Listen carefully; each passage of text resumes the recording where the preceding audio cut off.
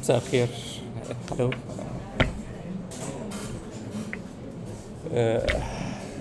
Does all of you speak Arabic or not?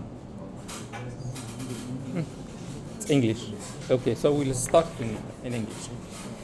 So this session would be about the discussion of certain tracings that we can face during the tracing exams. And I will focus mainly on the X-ray and the ECG because the CT, the CMR, the angio you'll have in another sessions. Okay. So first of all, we'll start by the X-ray. And I need this to be an interactive session so you can answer with me and share with me your thoughts about these tracings. Okay.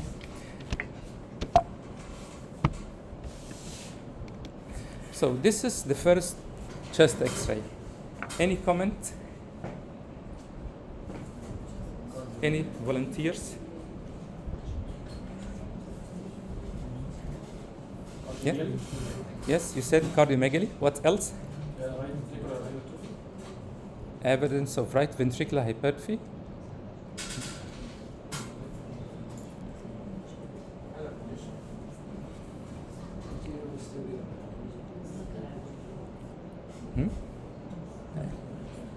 Okay.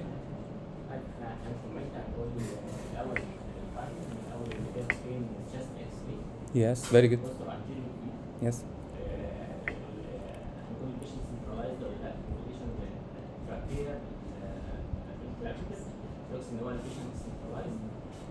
بعد كده على الكون ويندو على الريبس او نو فراكشن لاين كونكتد على انجل زي البوست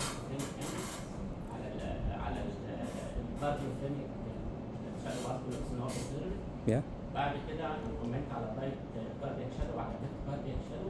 انا مش شايف صراحه الهايلر بتاع باركولوس ان هو نورمال هايلر. Okay, so okay, so you have outlined what we are looking for in the chest X-ray. Okay, so when you are facing with an X-ray film, there are some points you have to fulfill. To not forget or miss anything, we have these clues to assess the X-ray. Okay, we can start by the A, B, C, D, E, F, G, H, and I. The A stands for what? Stands for the assessment of the quality of the chest X-ray and the airway. Okay? So how we are going to assess the quality of the X-ray? There's certain abbreviation which is called PIER, and it stands for the positioning of the patient, the inspiration, and the exposure to the film, and evidence of rotation. The position, we can see that this is an X-ray of the previous one, of an anteroposterior view, not a posterior-anterior view. How could we differentiate? When we go back to this, we can see that the penetration of the X-ray, here the film is a little bit soft, so it means that is an anteroposterior film and it's not a posterior-anterior film. The posterior-anterior, the structure will be more delineated than this. This is a little bit hazy, so this is an anteroposterior view. The second, in the inspiration, is it in a full inspiratory frame or not? How could we say it is a full inspiratory frame? We count at least 9 ribs, posterior ribs, that we say that this is a fully inspiratory film or adequate inspiratory film. And here we can see this is the horizontal posterior ribs. This is the first, this is the second, third, fourth, fifth, sixth, seventh, eighth. So this is not a full or a maximum inspiratory film. The third, we look for the exposure. Is it hard or a soft film? The hard film, you would see the bony structures, the vertebrae are more delineated than the soft tissue. So you can appreciate the vertebral column appearing behind the heart in a good view. The last one for the assessment of the quality is the rotation. We can look for the centralization of the patient. Is he well centralized or not? We see this distance between the end of the two clavicles and the midline. If they are more or less equal, so the patient is well centralized. Okay. Then we go for examination of the bones, the chest wall, the vertebrae, and the soft tissues, looking for any fractures, any notching, presence of osteoporosis, any masses. We have to look for that. And for the soft tissue, we look for masses, for subcutaneous emphysema, for example. Then we look for the cardiac part of the X-ray. Check for the cardiac size.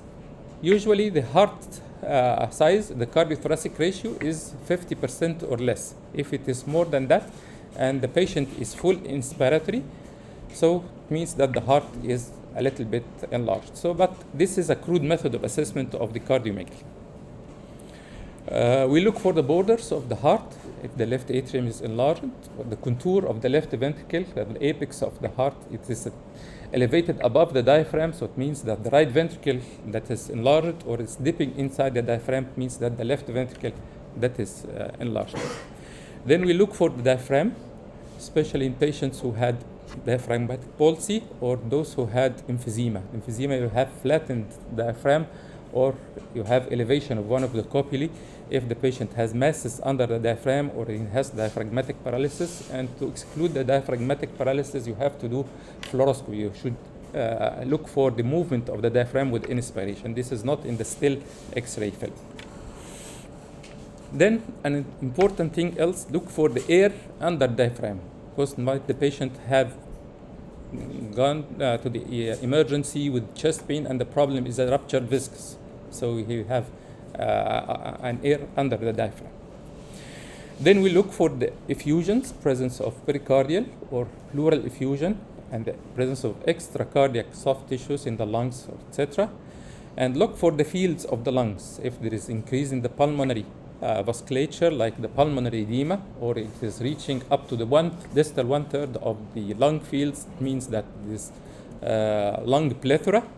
Look for the fissures, lung fissures, the lobar fissures and interlobar fissures, if they are thickened or there is, let's say, infection or the pulmonary edema with the curl is A or B lines, and the presence of foreign bodies. Foreign bodies like what?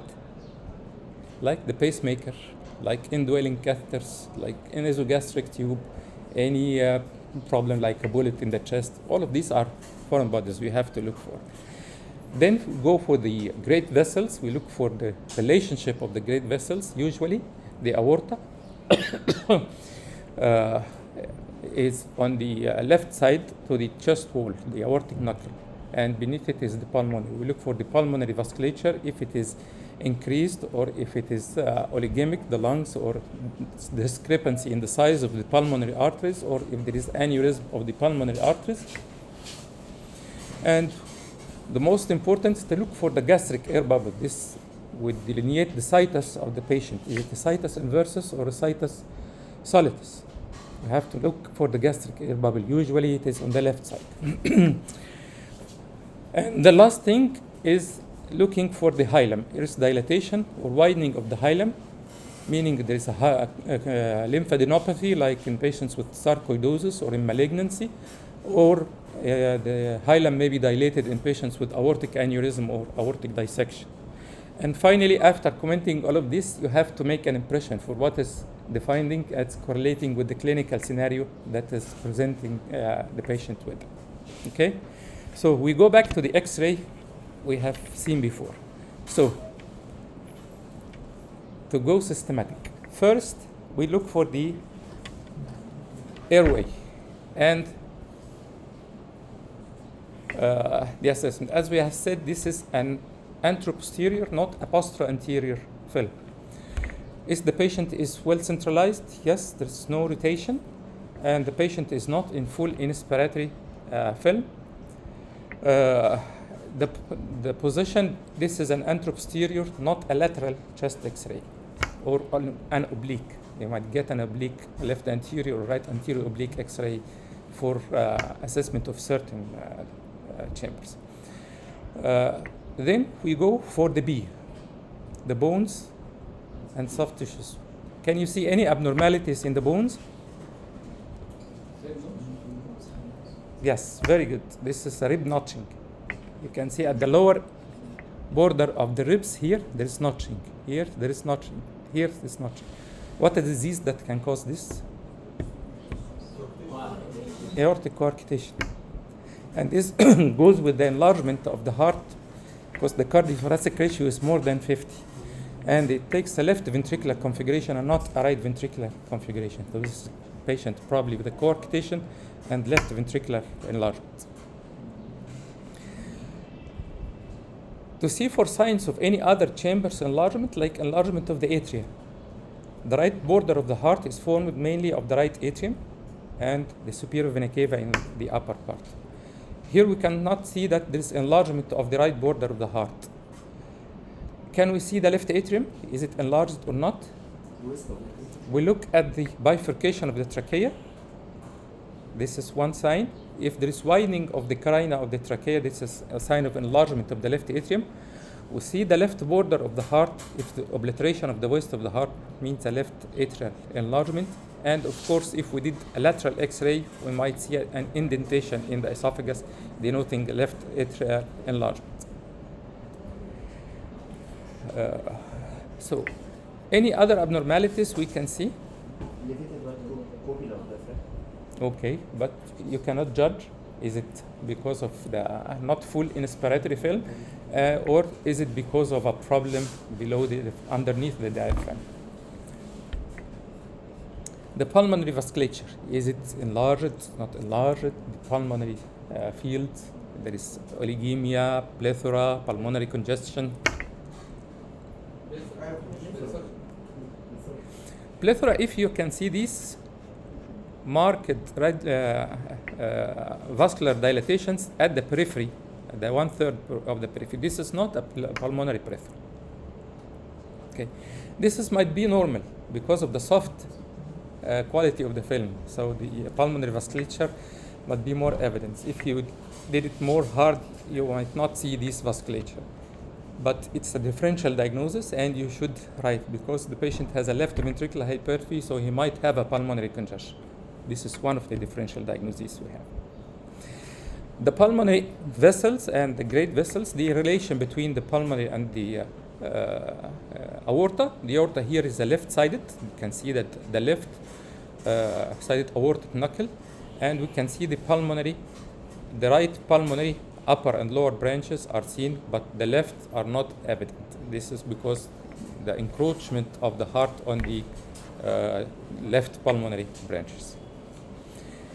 We look for the soft tissues. If there is any abnormality in the soft tissues, there's none. And if we are looking for any foreign bodies here in the chest, we don't have like a pacemaker or catheters or problem. And so my final impression for this chest X-ray is a patient with probably aortic coarctation with evidence of left ventricular enlargement and possible pulmonary congestion. Okay. We'll move to another X-ray. So any of the volunteers will follow the scheme we have mentioned before.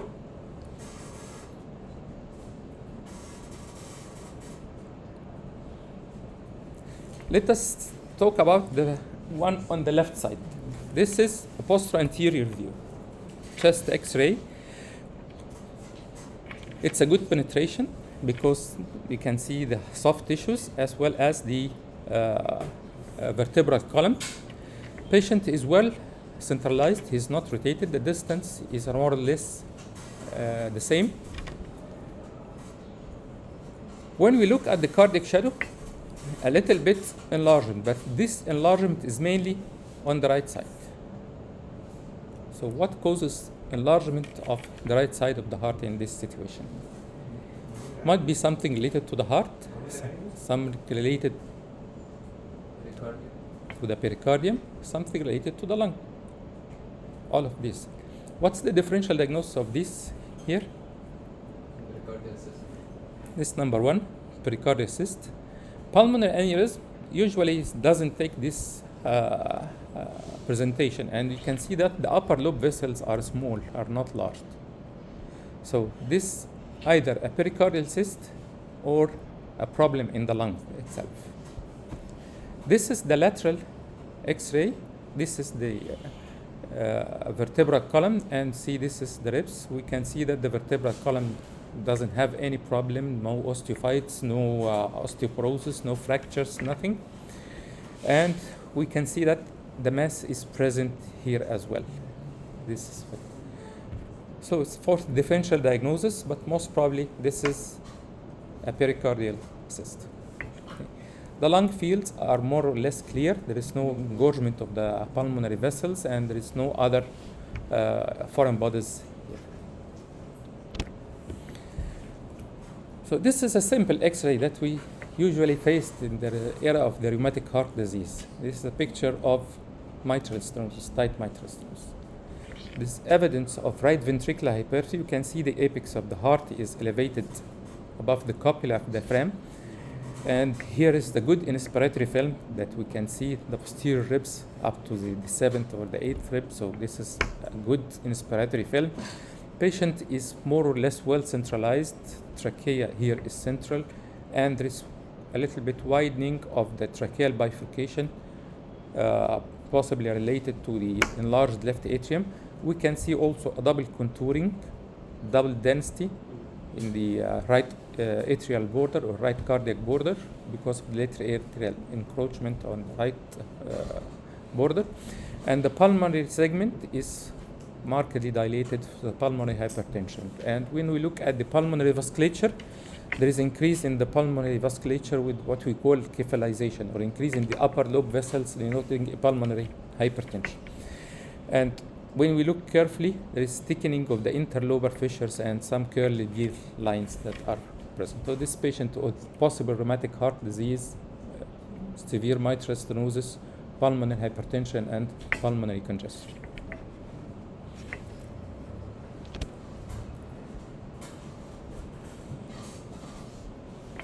Another X-ray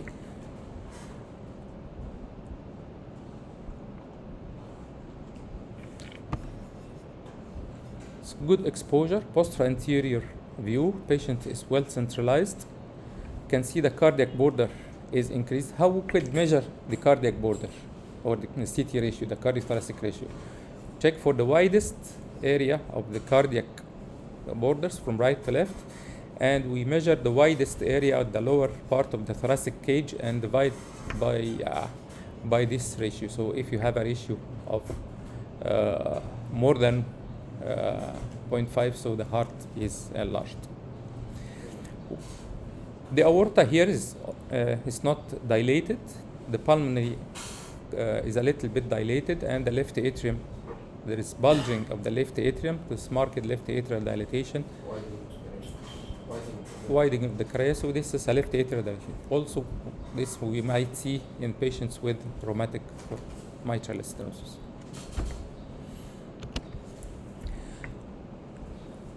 This is an infant with a chest X-ray. Yes? No. This is pulmonary vascular increase in the vasculature. You can see there is upper lobe vessels present. This is cephalization. That's the pulmonary hypertension. This is an X-ray of an infant.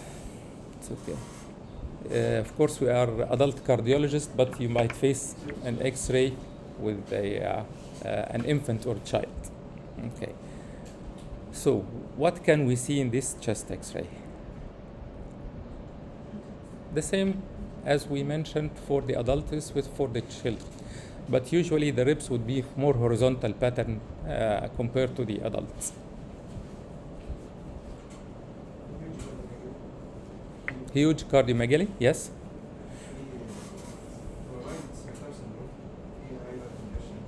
What is scimitar syndrome? And how you find it in chest X-ray?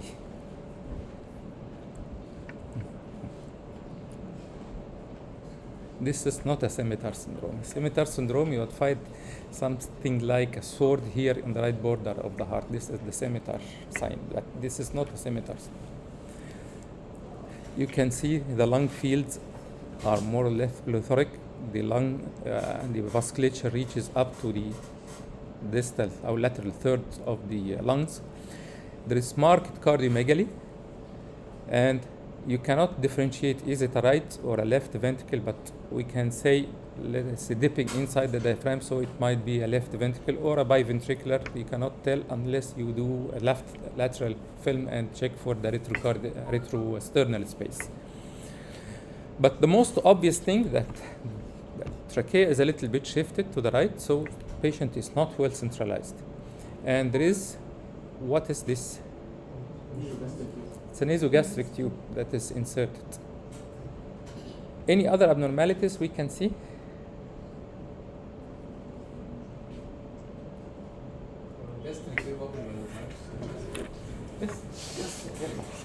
This is the gastric air bubble here. What's this? The device. Yes, it's a device. What kind of a device? It's an implanted occluder used for closure of what? ASD? Is it an ASD case? Is this an X-ray of an ASD? No. So what's used here or for closure of a VSD? This is a patient with a VSD, a large VSD. And this is a migrated device that have been dislodged and embolized distally in the pulmonary arteries. So you have to look for any other foreign bodies and any other problems apart from just the cardiac and the lung shell. Okay. So this is another X-ray. Yes, this is an atrial septal defect device. You can see the chest X-ray of an ASD versus the chest X-ray of a VSD. And this is the atrial septal occluder in place.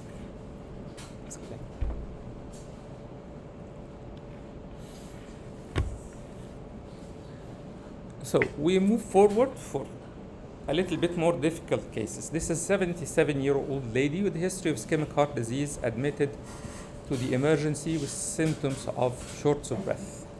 So this is the chest X-ray. Can you notice abnormalities here in the chest X-ray? Yeah. Yes. What kind of surgery was it?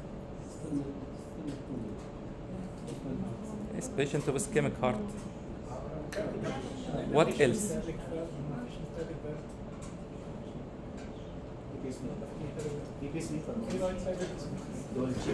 What's this? I know it's a little bit hard to see, but this is an aortic valve. It's a stent aortic bioprosthesis. Okay. So this is a patient post-operatively, probably coronary artery bypass grafting and aortic valve replacement by a tissue prosthesis. So what we can see else in the chest X-ray? It's cardiomegaly. It's a left ventricular configuration. This obliteration of the left costophrenic angles, denoting that there is a pleural effusion, and there is thickening of the interlobar fissure here in the left lung. And the most obvious here that it has a dual chamber pacemaker. When you have a pacemaker, we have to comment on the type of the pacemaker, in which place it is inserted, in the right or in the left infraclavicular area, and the lead. If there's a problem in the lead, like a lead fracture, insulation break, if the lead is Twiddler syndrome, we have to comment all of these, and we have to check for the assessment of the tip of the lead. Where is it attached? Is it in the right ventricular apex? It is in the septum? It's in the free wall? And the right atrial lead, is it attached in the appendage of the right atrium or in other places. All of this we have to look for, because you might get a case with dislodged atrial lead. You would find the atrial lead that is straight and it's not attached to the wall, with failure of atrial sensing and contraction. And also the problem with the ventricular lead. You have migration of the ventricular lead. You might have dislodgement of the ventricular lead. So you have to look for all of this.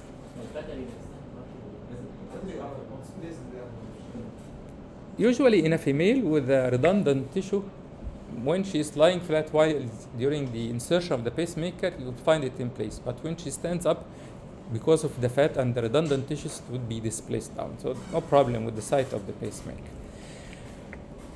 So, is there any fracture in the leads? None. Any insulation break? Any twiddler? No. So this is a well-inserted dual chamber pacemaker. Of course, when you have a dual chamber ICD or a CRT, you will know that there is a third lead or a shock lead. It's present in patients with defibrillator. So the impression here that this is a patient with post-operative aortic valve replacement and coronary artery bypass grafting, dual chamber pacemaker, pulmonary congestion, and pleural effusion.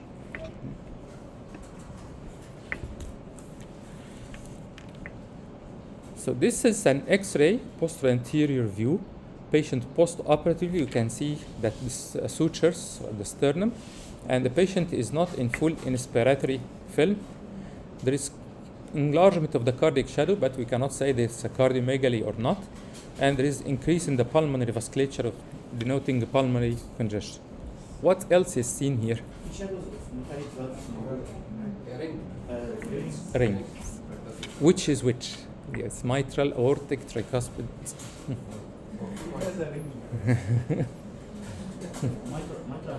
Mitral and aortic.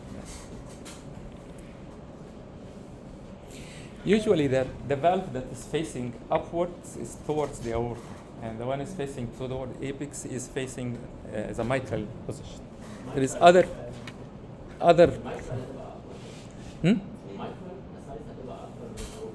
It's not a classic view, but you can see it is both the same size, so you cannot judge by the size, only the position. And when you take a lateral film, you can judge by tracing a line from the bifurcation of the trachea down to the retrocardiac space at the apex behind this sternum. Any valves above this line, this is an aorta, and below this line, this is a mitral prosthesis.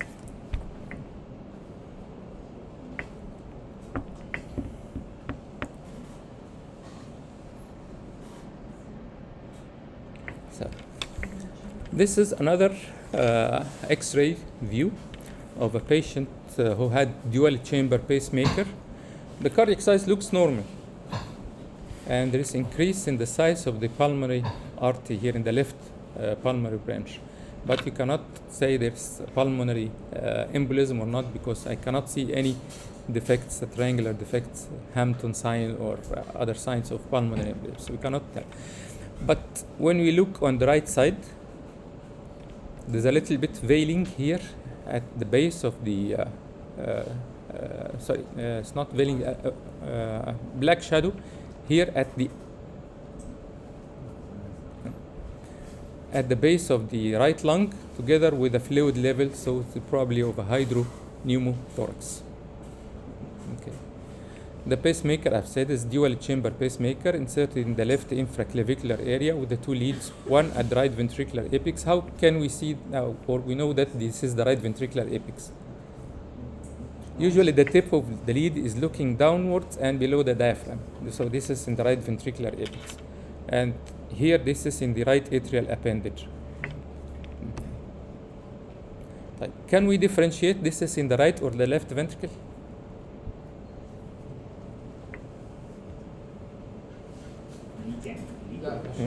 In this view, you cannot say. This is an anteroposterior view or a posterior view. You cannot judge on the position, is it in the right or the left. You have to get a lateral view to check if it is in the right or the left ventricle. And I will show you a case like that after. This is an X-ray from the patient in the ICU. What can we find here?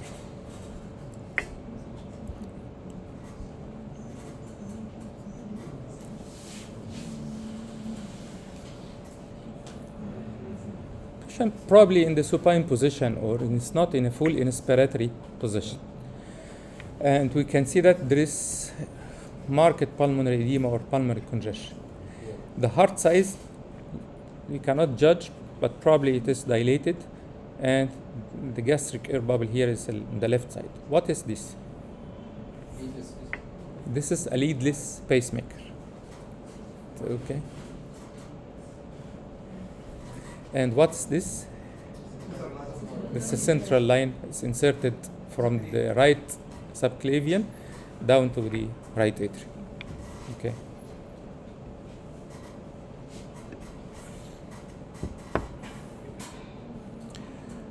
This is another interesting X-ray. I think this had been in the exam before. We can see that the cardiac size is within normal, and there is good penetration, and the heart size is okay. The patient is well centralized.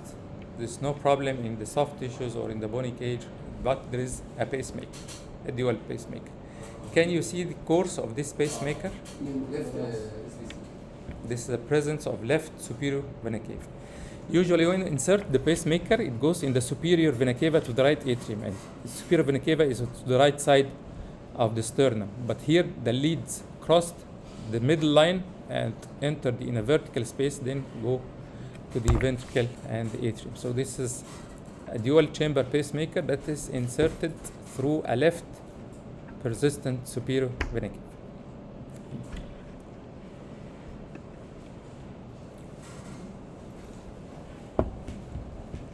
This is a patient presented with dyspnea to the emergency department and pleuritic chest pain.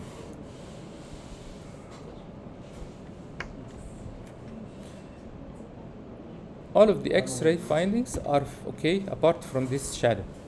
This triangular shadow, this is the Hampton sign of the pulmonary embolism. Also, there is a lung oligemia here on the left side compared to the right.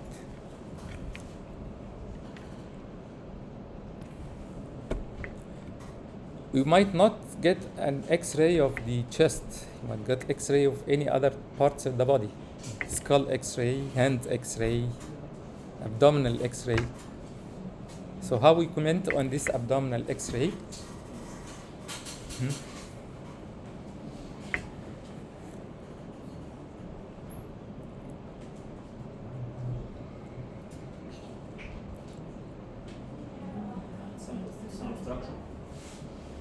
You cannot say intestinal obstruction because there is no fluid level, air fluid level. There is an increase in the abdominal gas, and this might be normal in chest X-ray. But the most important here, look at the spine, the vertebral column. There is marked osteophytes, compression of the disc spaces, lower, especially in the L4, L5, L5S1. And the most important, that the patient was presenting with abdominal pain, and she's hypertensive. Look at the aorta. Can you see it? What is this calcification? This is calcified abdominal aortic aneurysm.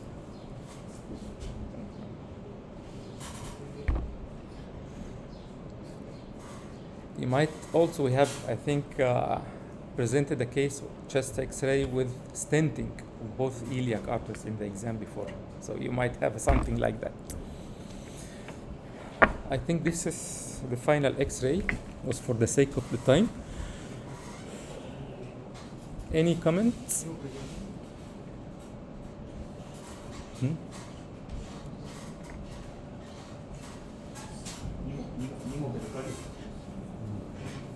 Okay. It's an upright position. It's here in the X-ray. It's written. So, patient is centralized or not? What's about the exposure? Good exposure, or it's hard film or a soft film? I think it's a good exposure. We can see the vertebral column and soft tissues, so it's a good exposure. We look at the soft tissues. What can you find in the soft tissue?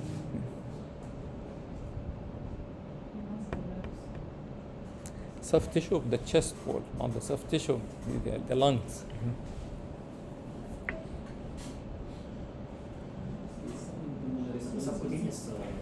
Look at this, a little bit air here. Subcutaneous emphysema. Okay. When we look to the heart, what's evident in the heart? You have said it's a pneumopericardium. So this is the pericardial border, and this is the heart border, and this is air inside the pericardium. Can you see anything else inside the pericardium?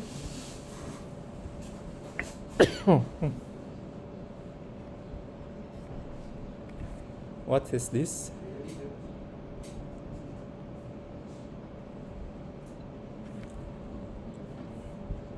It's probably a catheter inserted for drainage of effusion and complicated by a pneumopericardium. Okay. What else? Here, what's this octangular, or what do you call rectangular shadow?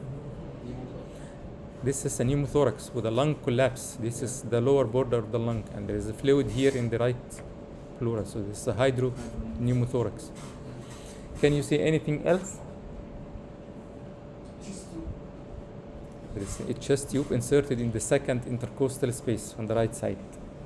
What else? You can see there is a nasogastric tube coming through the esophagus here to the stomach. And what is that in the trachea? It's an endotracheal tube. So you have to mention all of these in your impression. ده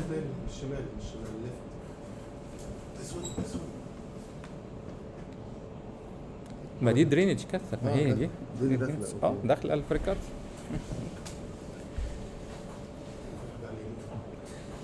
So on your impression, you write all the findings you have and say this is probably a post-traumatic pneumopericardium and hydropneumothorax. We'll move to the ECG. For the ECG, you have to comment on all what you have got during your MBBCH. The rhythm, the rate, the axis, the P wave, the PR segment, the QRS, QT, T wave, STT changes, all of these, and if there is any special abnormality. So you have to mention all the findings as you are in the MBBCH exam and you are commenting on this ECG. So we have this electrocardiogram. What is your comment?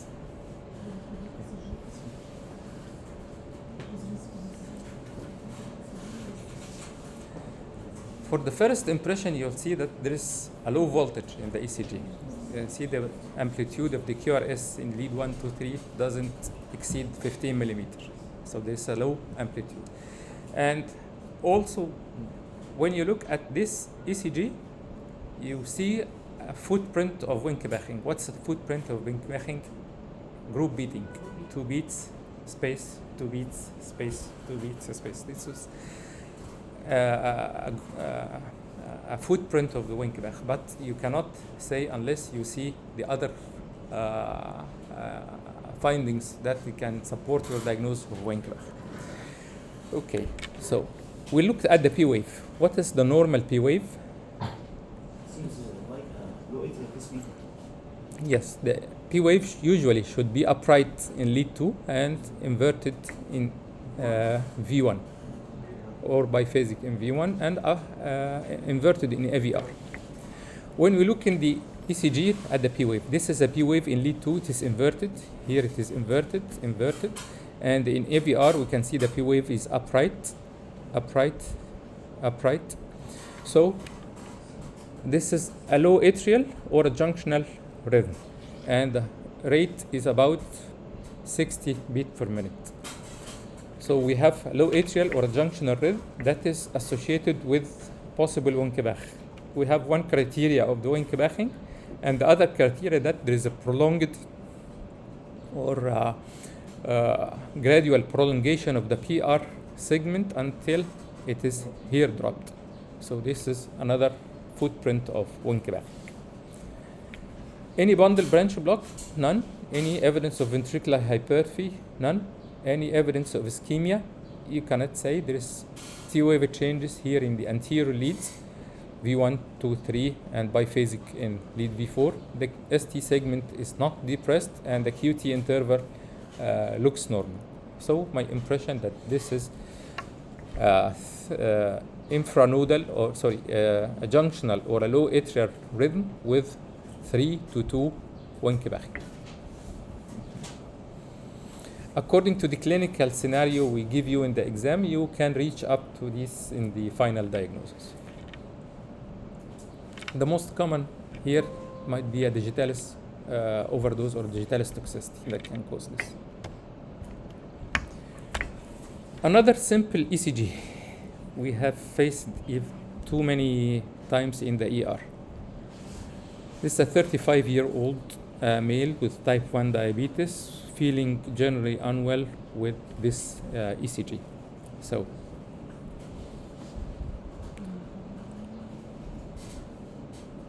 what's your comment on this ECG? It's a sinus bradycardia. This right axis deviation, the axis is more away from lead AVF, so it is more negative than the positive in lead 1, so it's more away from 90 degrees, and there is increase in the QRS duration, but it's not taking either left bundle or right bundle, so we call it an intraventricular conduction defect. The P wave is evident. You can see here in lead AVF there is a P wave and is normally conducted. PR interval is normal, and when we look at the anterior leads, there is ST segment elevation in the anterior leads with a peaked T wave. So this denotes an anterior wall myocardial infarction. Other differential diagnoses for this include atypical for Brugada, but it's one of the differential diagnoses. What else? Hyperkalemia. What else? Sodium channel blockers like antipsychotic drugs, tricyclic antidepressants. So all of these are differential diagnoses for this scenario.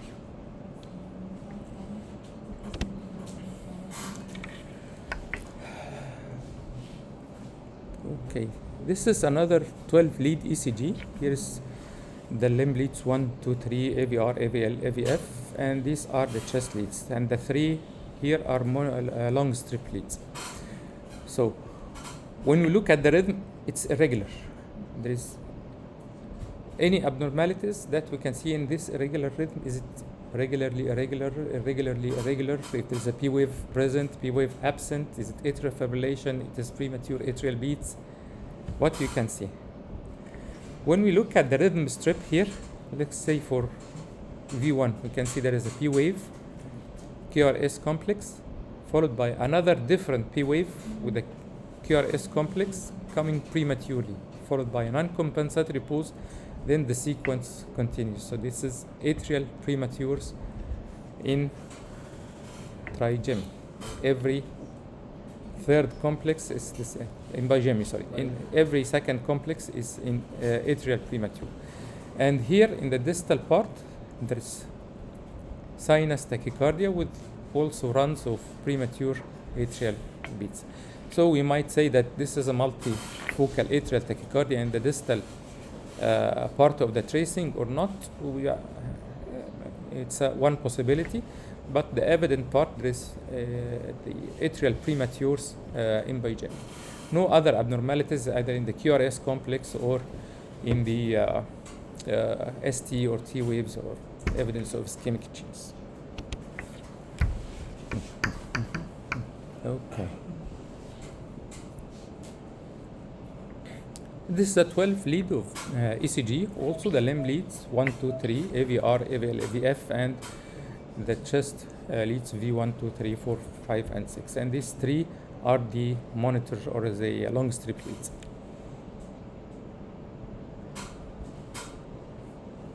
What you can see, is it regular or irregular? Regular, taking the form of right bundle branch block, and occasionally there is coming a narrow beat. Narrow beat. What are these narrow beats? And what are the wide beats? Can you see a P wave?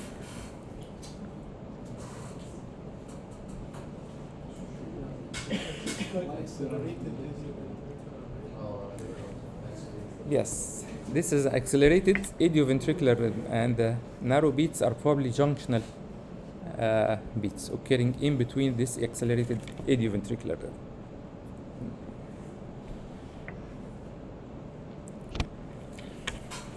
So another ECG from a 97-year-old gentleman that was unconscious at home, and at the ER, this is ECG. What is the abnormality here?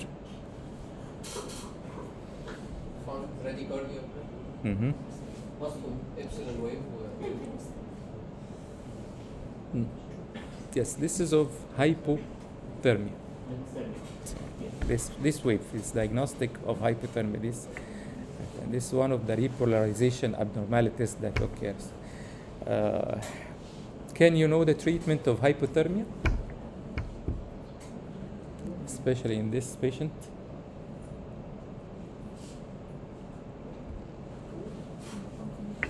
Warming? No calcium gluconate. You need atropine or not?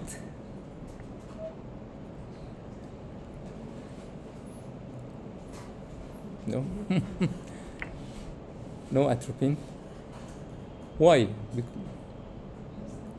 Why? Because this rhythm, the patient with hypothermia can easily develop ventricular fibrillation, especially if you give atropine or if you start to increase the heart. The only option for him is warming, gradual warming of the patient.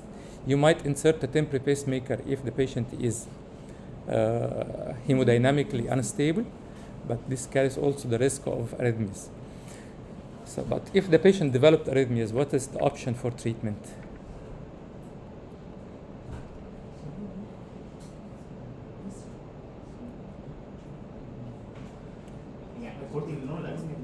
لو جاله ventricular fibrillation. What is the treatment of ventricular fibrillation in hypothermia?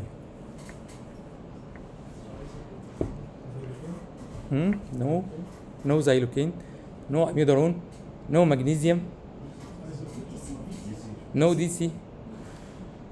Well, the only drug can be given breathelium. Breathelium. One of the anti-arrhythmic is not available. يعني مش موجود في مصر. هو لو ارسل على او يعني لو في اف نو دي سي برضه كيس It's very difficult ان انت rewarming وتديله البرتيل. Okay. So this is an ECG from a 60-year-old man who has dual chamber pacemaker, and he came to the ER with this ECG. What can you find in this ECG?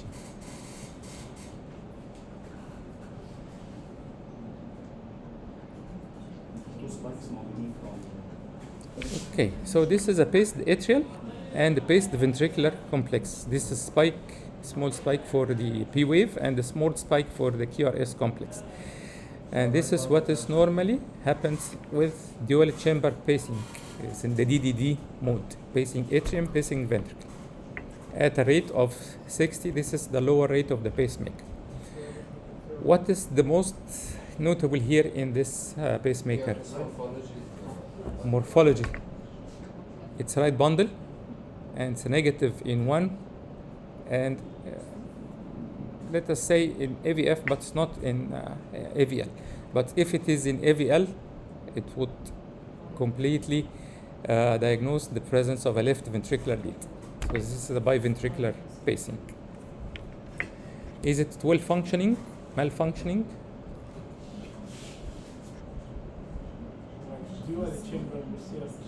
We can see every spike is followed by either a P wave or either a QRS complex. So it is well capturing. There's no problem with the capture. Does it sense well? Yes, because I cannot see any other P waves or any QRS that is happening, or there is no long pauses that says the patient has a P wave oversensing or a myopotential oversensing. So this is a well functioning dual pacemaker.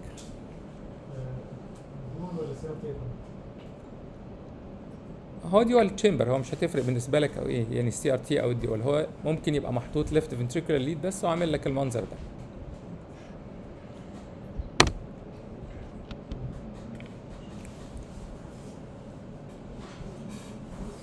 طيب في other possibilities. يعني احنا قلنا لو ده ديوال تشامبر ما هواش سي ار تي مثلا او ما هواش ليفت فنتريكولار بيسنج، يعني البيشنت ده مركب بيس ميكر، ولو انت عارف ان انت حاطط الليد بتاعك مثلا في الرايت فنتركل، ايه اللي ممكن يدي المنظر ده؟ لو احنا بنبيس من السبتم، if you are pacing through the interventricular septum, we can have this scenario. Or if you have let us say a normal ECG and you finally found this ECG, it means that there is a perforation of the ventricular lead of the septum to the left ventricle, and the ECG is pacing the left ventricle. But this patient didn't have any perforation. So how to be sure? We'll do a chest X-ray. It's a chest X-ray. You can see this is the atrial lead, and this is the ventricular lead, and this is a dual chamber pacemaker.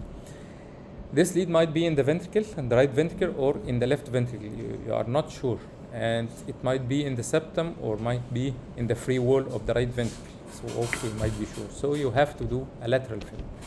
When you look at the lateral film, this is the sternum, this is the atrial lead, and this is the ventricular lead. The ventricular lead, if it is a right ventricular, it should be here behind the sternum.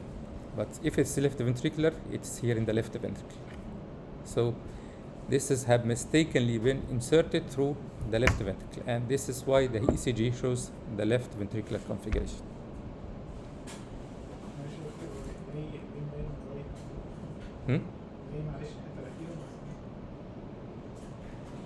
The left, you have mistakenly inserted, you might went through the subclavian artery, not the subclavian vein, and you go through the aorta to the left ventricle. Or you have a atrial septal defect and you get through the septal defect into the left ventricle. This is another ECG of a pacemaker. This is also a left ventricular pacing. You can see a negative QRS complex here and positive in V1, but the rhythm is completely irregular. So this is an atrial fibrillation in a patient with CRT and sensing the atrial fibrillation waves. So the heart rate follows the AF with irregular ventricular response. And what is this?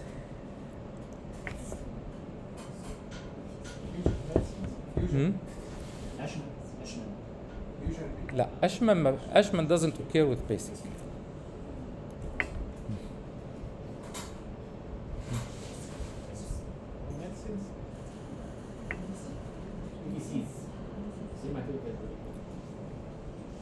Okay, so the premature ventricular contraction, and it didn't sense this PVC, and it fired on this PVC. So this is a pseudofusion because it didn't change the morphology in between the normal and the paced.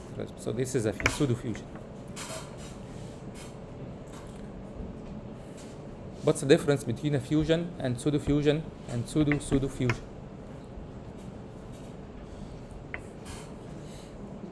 Fusion, when you have a pacemaker pacing beat that is superimposed on naturally coming beats. So you have a mix of the two complexities, of the shape of the two complexities. The pseudofusion, you have a spike inside the QRS. It didn't change the beat that is coming. This is a pseudofusion. Pseudo-fusion if you have this pseudo-fusion in the atrium and in the ventricle. So this is what we call a pseudo-pseudo.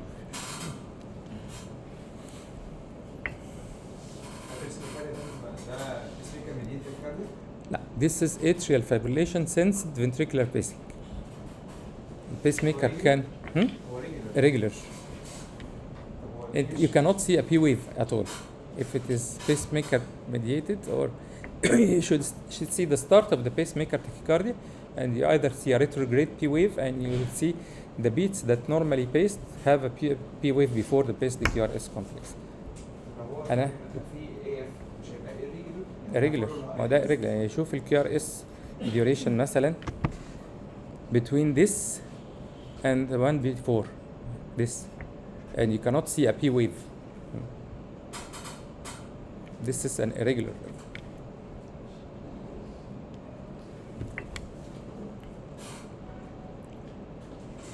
This is an asymptomatic patient. What can you find in this ECG? It's a normal sinus rhythm, normal axis, normal P wave, intermittent pre-excitation.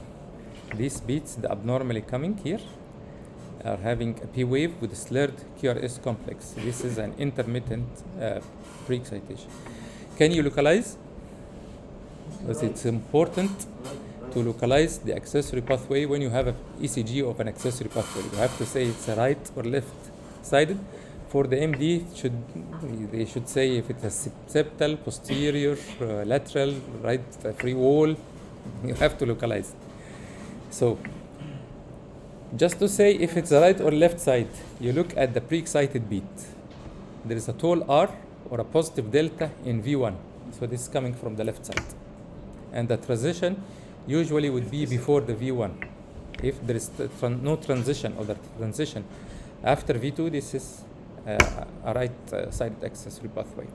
Then you look at the inferior leads. If there is a delta wave that is negative, it means it is a posterior or septal accessory pathway.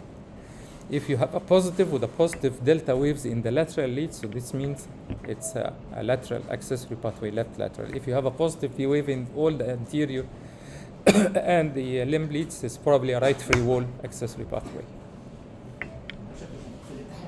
يعني من ضمن درجات في الام دي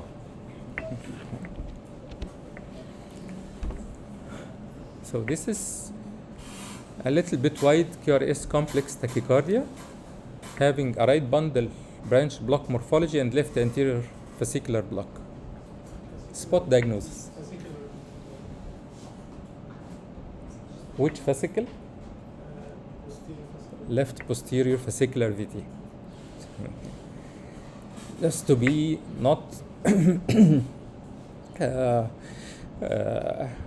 يعني ما نغلطهاش مع supraventricular tachycardia with aberration, because the treatment here is what for the fascicular VT? Calcium channel blockers, and it has a high success rate for ablation as well. It usually occurs in normally structured heart with no abnormalities, but rarely can occur with ischemic heart disease. Okay, this is a 12-lead ECG, regular, narrow QRS complex. We can see that the P wave is marching out of the QRS. You can see in the long strip in lead 2, it's a P wave. There is a P wave coming out of the QRS before the QRS. So this is what we call an isorhythmic dissociation. The ventricular rate is almost equal to the atrial rate, so this is an isorhythmic AV dissociation.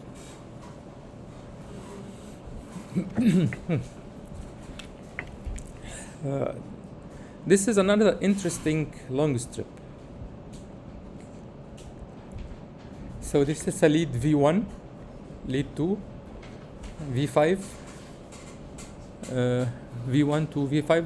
They are continuous. The three upper strips are continuous as the lower three strips. What can you see?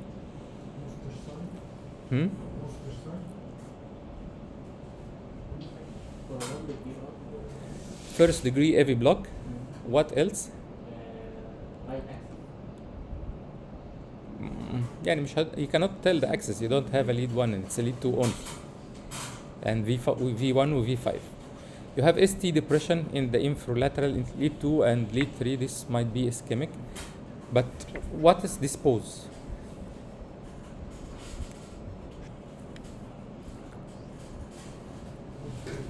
Non-conducting. Is it normally conducting or prematurely conducting? Or premature, non-conducting. This is a premature atrial beat, not conducted.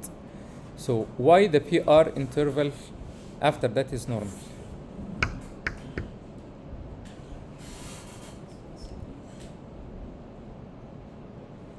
some sort of يعني ممكن باخد برضه او حاجه. No. This denotes that the patient has a dual AV nodal pathways, fast pathway and the slow pathway. He was conducting first on the slow pathway with first degree AV block, and we have a premature atrial beat. It blocked the atrial slow pathway, so the coming sinus beat is conducted on the fast pathway. Okay. لا بس بعد كده مشي تاني على بعد كده رجع تاني على السلو ساعتها pathway. يعني قصدي في نفس بس this tells that the patient has dual AV nodal pathways. وده ممكن يجي لك سؤال في الامتحان يعني explain why the patient has this. So you have to think about it.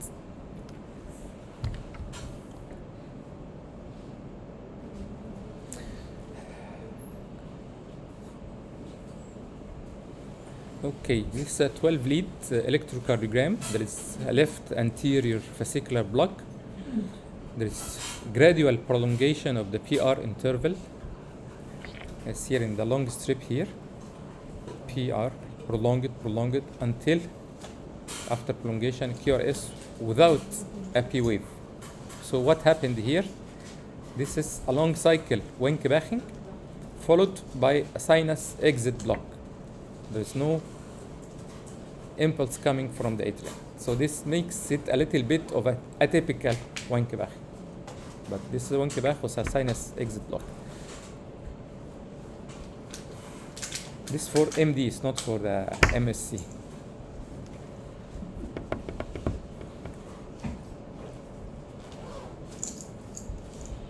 So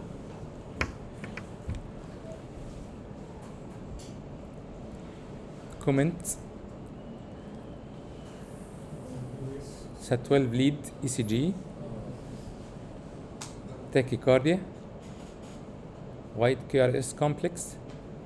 The clue is in the first 3 beats.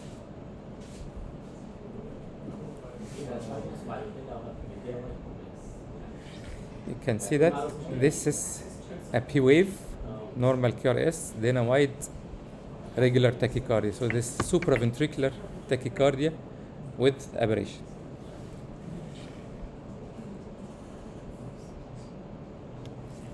rate dependent يعني ولا مش؟ Possibly rate dependent.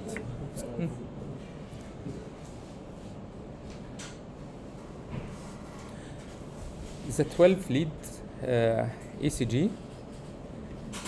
The first part has a tachycardia, and the second part is premature beat, then becomes a sinus beats. The problem here in this part, this is an atrial tachycardia, but the most important that during this tachycardia the patient has what we call electrical alternance. It's one beat, big QRS, one smaller, one big, one smaller. This is electrical alternance. What's the causes of the electrical alternance? One is the pericardial effusion. Others, severe tachycardia can cause pericardial, can cause electrical alternance, like in supraventricular tachycardia, either AV nodal or in accessory pathway can cause. لو هو pericardial effusion severe لازم يبقى السوينجنج هارت. Okay, this is also a 12 lead ECG. We look for other beats, other beats than this wide complex beat.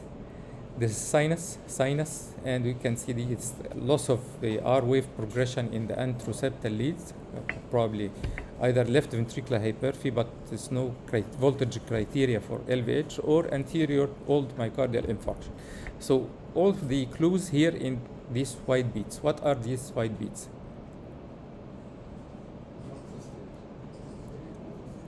One differential diagnosis, but it's not a non-sustained VT. This is what we call aberrant beats or Ashman beats. Look before the first beat. Here's the P wave, and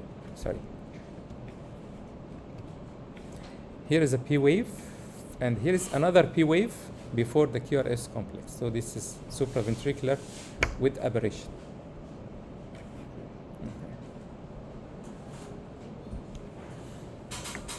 Okay. This is one of the famous ECG as an emergency. This is a sinus rhythm. There is right bundle branch block and hyperacute T waves that's present in the precordial leads. This has a differential diagnosis, as we have said. Myocardial infarction, hyperkalemia, tricyclic antidepressant over toxicity. But what's the differentiation? Can be ischemia. What's the differences in the hyperacute T wave or hyperkalemia and the ischemia?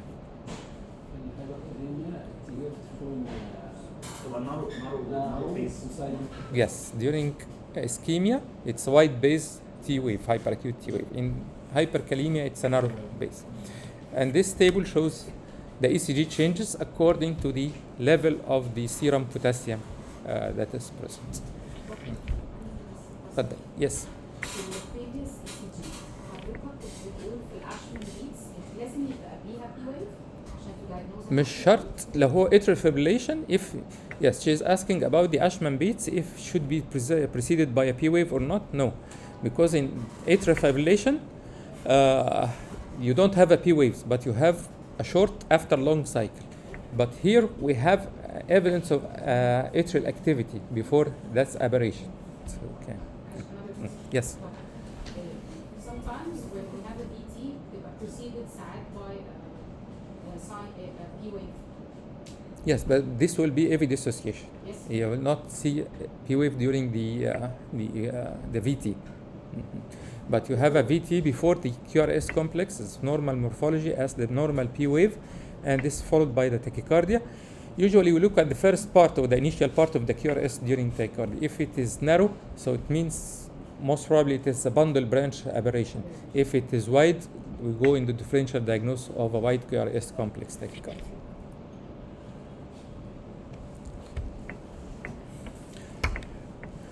This is an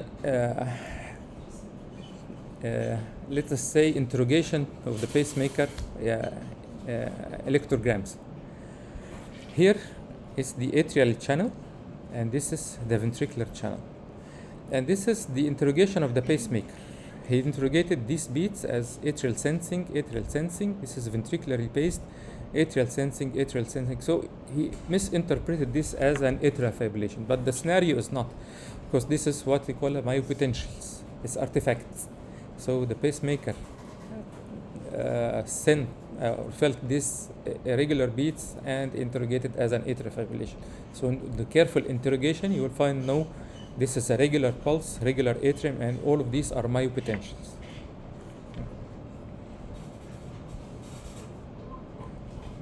How to overcome this problem?